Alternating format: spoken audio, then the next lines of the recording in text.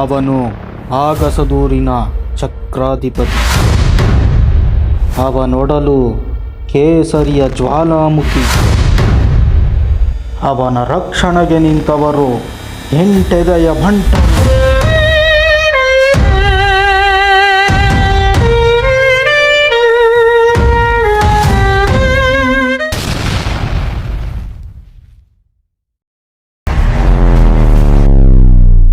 ಪ್ರಿಯ ವೀಕ್ಷಕರೇ, cosmic Kannada prime YouTube ಚಾನಲ್ಗೆ ಸ್ವಾಗತ.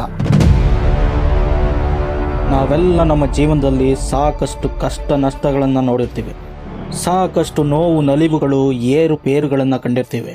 ಇವುಗಳೆಲ್ಲ ಎದುರಾದಾಗ ನಮ್ಮ ಜೊತೆಗೆ ನಿಲ್ಲೋರು ಇಬ್ಬರೇ. ಒಬ್ಬರು ನಮ್ಮ ಫ್ಯಾಮಿಲಿ, ಮತ್ತೊಬ್ಬರು ನಮ್ಮ ಕ್ಲೋಸ್ ಫ್ರೆಂಡ್ಸ್ಗಳು.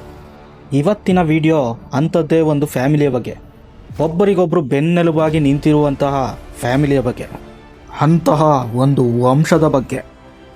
ಯಾವ ವಂಶ ಅಂದ್ಕೊಂಡ್ರಿ?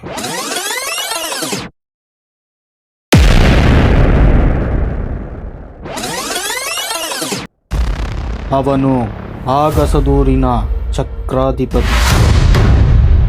ಅವನೊಡಲು ಕೇಸರಿಯ ಜ್ವಾಲಾಮುಖಿ. ಅವನ ರಕ್ಷಣೆಗೆ ನಿಂತವರು ಎಂಟೆದೆಯ ಬಂಟರು.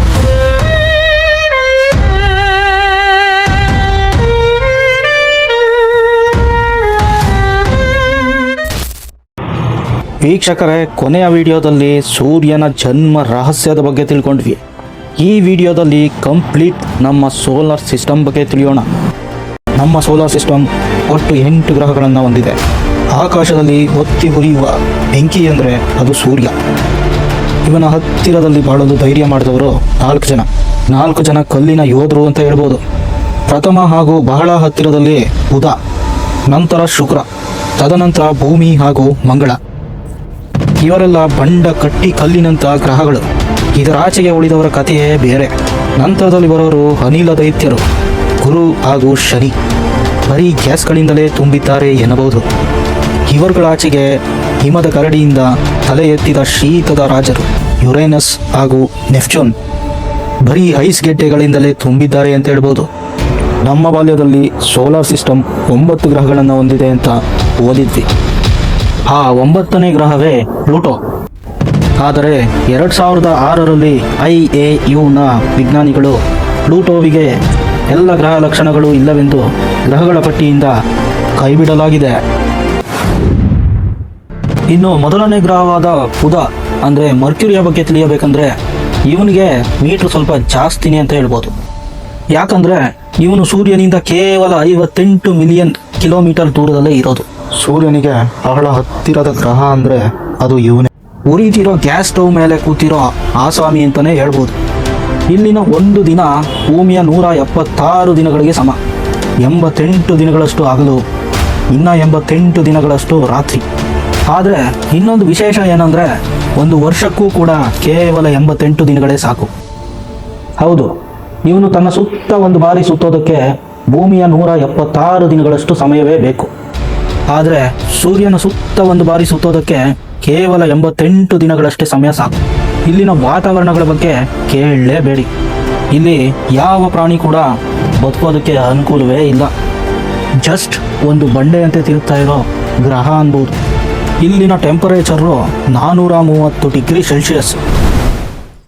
ಇನ್ನು ಮುಂದಿನ ಗ್ರಹದ ಬಗ್ಗೆ ತಿಳಿಯೋದಾದರೆ ವೀನಸ್ ಅಂದರೆ ಶುಕ್ರ. ನೋಡಲು ಬಲು ಸುಂದರವಾದ ಗ್ರಹ. ಹತ್ತಿರಕ್ಕೆ ಹೋದರೆ ನರಕಕ್ಕೆ ಫ್ರೀ ಎಂಟ್ರಿ ಅನ್ಬೋದು. ಅದೇನೋ ಹೇಳ್ತಾರಲ್ಲ, ಮೇಲೆಲ್ಲ ತಳುಕು ಒಳಗೆಲ್ಲ ಹುಳುಕು ಅನ್ನೋ ಹಾಗೆ. ಸೂರ್ಯನಿಂದ 2ನೇ ಗ್ರಹವಾದ ಈ ಶುಕ್ರ ನೋಡಲು ಸುಂದರವಾಗಿದ್ದರೂ ಅಲ್ಲಿನ ಟೆಂಪರೇಚರು 475 ಡಿಗ್ರಿ. ಅಲ್ಲಿನ ಅಟ್ಮಾಸ್ಫಿಯರ್ನಲ್ಲಿ ಬರೀ ಕಾರ್ಬನ್ ಡೈಆಕ್ಸೈಡ್ ತುಂಬಿಕೊಂಡಿದೆ. ಇಲ್ಲಿ ಬರುವ ಮಳೆ ಆ್ಯಸಿಡ್ನ ಮಳೆಯಾಗಿದೆ. ಈ ಶುಕ್ರನ ಮೇಲಿರುವ ಅಟ್ಮಾಸ್ಫಿಯರಿಕ್ ಪ್ರೆಷರ್ ಎಷ್ಟು ಗೊತ್ತಾ? ಸುಮಾರು 92 ಪಟ್ಟು ಭೂಮಿಗಿಂತ ಅಧಿಕವಾಗಿದೆ. ಒಂದು ಉದಾಹರಣೆ ಕೊಡೋದಾದರೆ, ಈ ಶುಕ್ರನ ಮೇಲೆ ಯಾರಾದರೂ ಕಾಲಿಟ್ರೆ ನಾವು ನೀರು ಕುಡಿದು ಬಿಸಾಕೋ ಪ್ಲಾಸ್ಟಿಕ್ ಬಾಟ್ಲಿ ಅಂತೆ ಮುದುರ್ಕೋಬೇಕಾಗುತ್ತೆ. ಇನ್ನು ಈ ಗ್ರಹವನ್ನು ಭೂಮಿಯ ಅವಳಿ ಜವಳಿ ಗ್ರಹ ಅಂತ ಕೂಡ ಕರೀತಾರೆ. ಇನ್ನು ಈ ಗ್ರಹದ ವಿಶೇಷತೆ ಬಗ್ಗೆ ತಿಳಿಯೋದಾದರೆ, ಎಲ್ಲ ಗ್ರಹಗಳು ಒಂದು ದಿಕ್ಕಿನಲ್ಲಿ ತನ್ನ ಸುತ್ತ ತಾನು ತಿರುಗಿಕೊಂಡ್ರೆ ಈ ಶುಕ್ರ ಮಾತ್ರ ಡಿಫರೆಂಟಾಗಿ ಆಪೋಸಿಟ್ ಡೈರೆಕ್ಷನ್ನಲ್ಲಿ ತಿರುಗ್ತಾನೆ. ಹೀಗಾಗಿ ಈ ಗ್ರಹದ ಮೇಲೆ ಸೂರ್ಯ ಪಶ್ಚಿಮದಲ್ಲಿ ಹುಟ್ಟಿ ಪೂರ್ವದಲ್ಲಿ ಮುಳುಗ್ತಾನೆ. ಇಲ್ಲಿನ ಒಂದು ದಿನ ಭೂಮಿಯ 243 ದಿನಗಳಿಗೆ ಸಮ.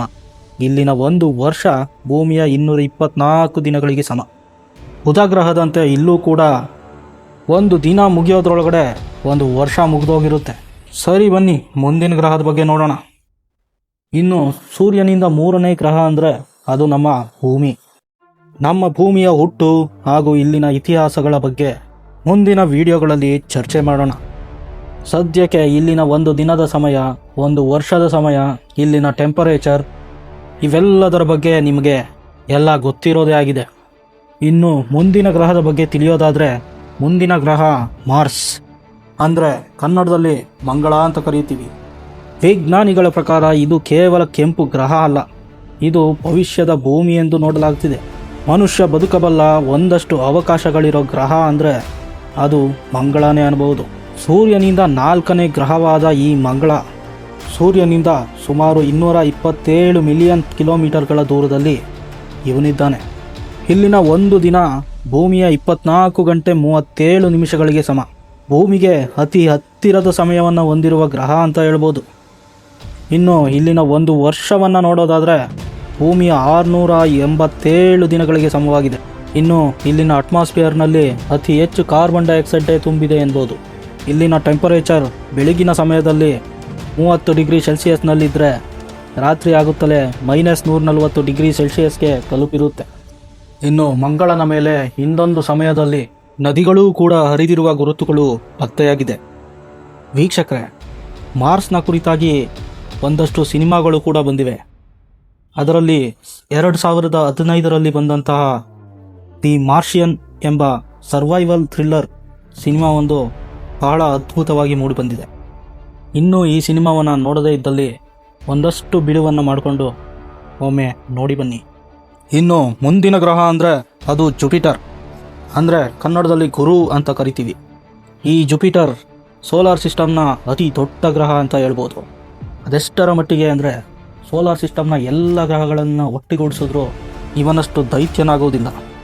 ಈ ಜುಪಿಟರ್ ಭೂಮಿಗಿಂತ 11 ಪಟ್ಟು ಅಗಲವಾಗಿದೆ ಅಂತ ಹೇಳಬಹುದು. ಇದು ಹೈಡ್ರೋಜನ್ ಹಾಗೂ ಹೀಲಿಯಂನಂತಹ ಗ್ಯಾಸ್ಗಳಿಂದಲೇ ತುಂಬಿರುವ ಅನಿಲ ದೈತ್ಯ. ಇಲ್ಲಿನ ವಾತಾವರಣವು ಗುಡುಗು, ಮಿಂಚು ಹಾಗೂ ಭಯಾನಕ ಸುಂಟರಗಾಳಿಗಳಿಂದ ಕೂಡಿದೆ ಎನ್ಬಹುದು. ಇದರ ಒಳಪದರದಲ್ಲಿ ಲಿಕ್ವಿಡ್ ಮೆಟಾಲಿಕ್ ಹೈಡ್ರೋಜನ್ಗಳು ಇರಬಹುದು ಎಂದು ಊಹಿಸಲಾಗ್ತಿದೆ ಹಾಗೂ ಅಂತರಾಳದಲ್ಲಿ ಕೋರ್ ಕೂಡ ಅಡಗಿರಬಹುದು ಎಂದು ಹೇಳಲಾಗ್ತಿದೆ. ಇದರ ಒಂದು ವಿಶೇಷವನ್ನು ತಿಳಿಯೋದಾದರೆ, ಈ ಜುಪಿಟರ್ ಅತ್ಯಂತ ಶಕ್ತಿಯುತವಾದ ಮ್ಯಾಗ್ನೆಟಿಕ್ ಫೀಲ್ಡನ್ನು ಹೊಂದಿದೆ. ಅದೆಷ್ಟರ ಮಟ್ಟಿಗೆ ಅಂದರೆ ತನ್ನ ಸುತ್ತ ಯಾವುದಾದರೂ ಒಂದು ಅಪರಿಚಿತ ವಸ್ತುವೊಂದು ಸುಳಿದ್ರೂ ಸಾಕು, ತನ್ನ ಕಕ್ಷೆಯೊಳಕ್ಕೆ ಅದನ್ನು ಎಳೆದು ನುಂಗಾಕುತ್ತೆ. ಈ ರೀತಿ ನಮ್ಮ ಭೂಮಿ ಕಡೆಗೆ ಬರಬೇಕಾದ ಎಷ್ಟೋ ಆಸ್ಟ್ರಾಯ್ಡ್ಗಳನ್ನು ತನ್ನತ್ತ ಸೆಳೆಕೊಂಡು ನುಂಗಾಕಿದೆ. ಇದಕ್ಕಾಗಿ ಈ ಗ್ರಹವನ್ನು ಸೋಲಾರ್ ಸಿಸ್ಟಮ್ನ ವ್ಯಾಕ್ಯೂಮ್ ಕ್ಲೀನರ್ ಅಂತ ಕೂಡ ಕರೀತಾರೆ.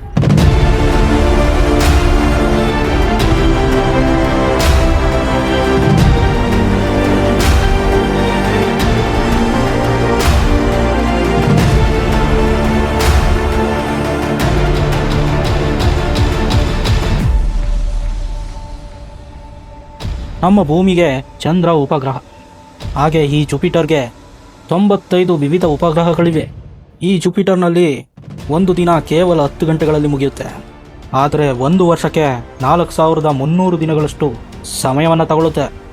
ಇನ್ನು ಮುಂದಿನ ಗ್ರಹ ಅಂದರೆ ಸ್ಯಾಟರ್ನ್, ಅದೇ ನಮ್ಮ ಶನಿ ಗ್ರಹ.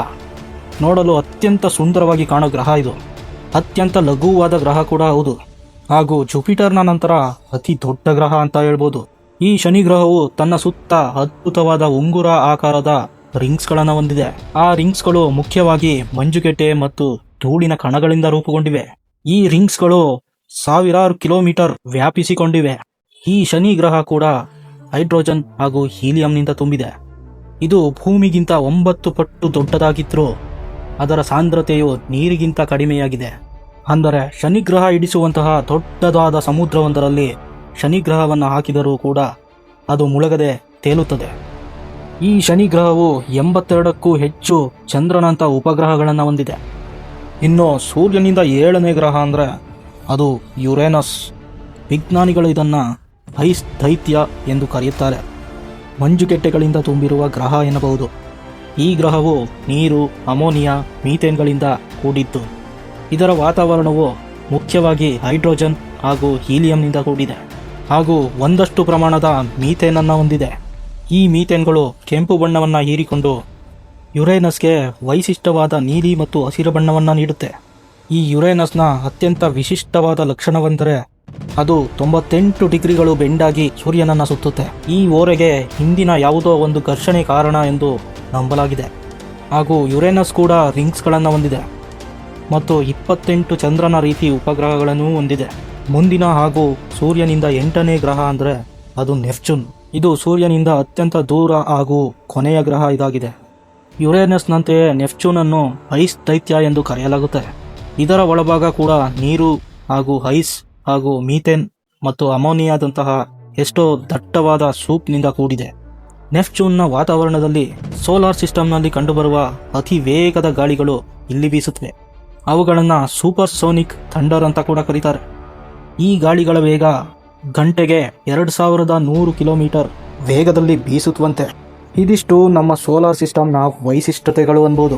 ಇದೇ ರೀತಿಯ ಸ್ಪೇಸ್ ಹಾಗೂ ಸೃಷ್ಟಿಯ ಇನ್ನೂ ಹಲವು ವಿಷಯಗಳನ್ನು ತಿಳಿಯೋದಕ್ಕೆ ನೀವು ಇಷ್ಟಪಡೋದಾದರೆ ಚಾನಲನ್ನು ಸಬ್ಸ್ಕ್ರೈಬ್ ಮಾಡೋದನ್ನು ಮರಿಬೇಡಿ. ಮತ್ತೆ ಸಿಗ್ತೀನಿ ಮುಂದಿನ ವಿಡಿಯೋದಲ್ಲಿ.